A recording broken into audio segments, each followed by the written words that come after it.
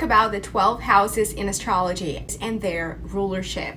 So I have my zodiac wheel ready. I'm going to be marking these houses. So first of all, we always start with the first house, which is called the ascendant or the rising sign. It is also ruled by the zodiac sign of Aries, which belongs to the fire element. And it is ruled by Mars. The first house is yourself, how people perceive you, how you come off to people. This is the house of appearance as well, and how you perceive the world. This is also how you deal with people the first time you meet them. On the opposite side of the first house, we have the descendant or the seventh house, and it is ruled by Libra.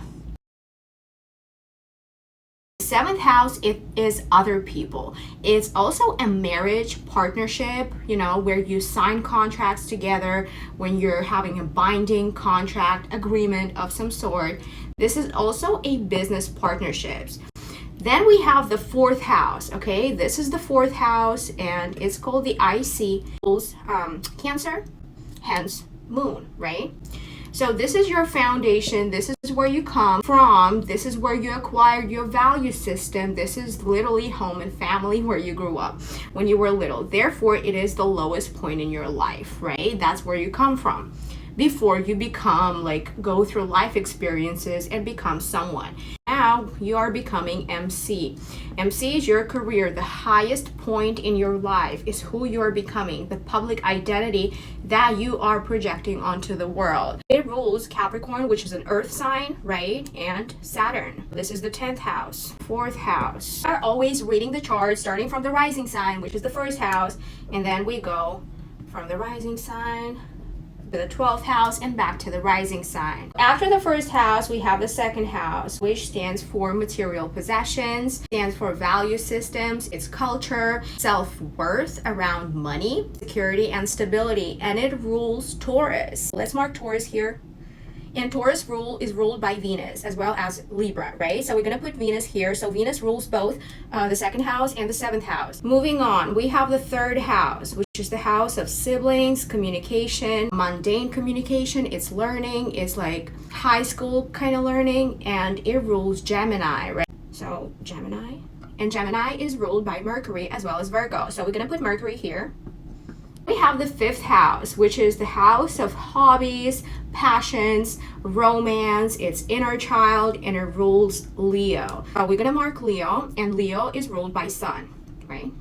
Then the sixth house. The sixth house is your routine, health, your work, employed job, when you are working for other people. And so you're giving services and you are getting paid for that.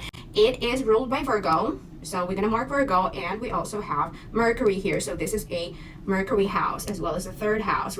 Regardless of what sign or planet you have, guys, your Mercury will be connected to these houses. Okay. House, then the eighth house, which is Plutonic house, death, rebirth, credit, crises, investments, other people's money.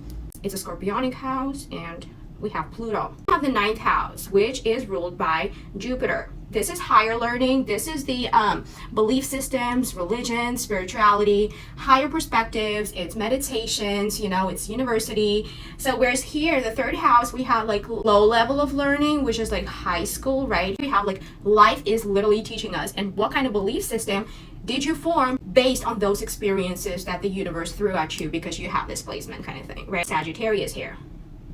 The house, which is the Aquarian house. This is the house, another air house, right? It's a social house, it's friendships, but it's friendships. Remember, we have MC literally before that. So it's friendships around a certain cause regarding your career, some profession, maybe your coworkers. It's this kind of communication, informational, technological, innovational, where ideas are shared. It's not the third house type of communication where it's, literally mundane between siblings, or you just calling your friend, hey, how's it going? Let's go and grab a coffee. Or the seventh house communication of your friend, your partners, right? Or business partners. This one is more coworkers, okay? And it rules Aquarius and Uranus. And the last house, we have the 12th house. I'm out of breath. It rules Pisces, right? And Neptune. So the 12th house is the house of dreams, the house of subconscious mind. The reason why it's the last, it also shows us how we can die, the possibility of it. And mind you guys, so the 12th house, the 8th house, and the 4th house, these are the water houses, okay? So these are considered karmic. And the reason why is because there's certain parental or ancestral trauma or karma lingering on that we're carrying from these houses, and we are somehow on a soul level connected to our ancestors. And sometimes when we are not passing the test on this plane, they're coming and reminding us. So these are those houses, and they also show us, have the potential to show us how a person is going to pass. So it's interesting. So then the second house, the 6th house, and the 10th house are the earth sign houses, hence they're materialistic. And we have the 3rd house, we have 7th house, and we have the 11th house, which are air sign houses. So hopefully this made sense. Write in Chinese. I swear nobody understands my handwriting, but yeah, hopefully that helps.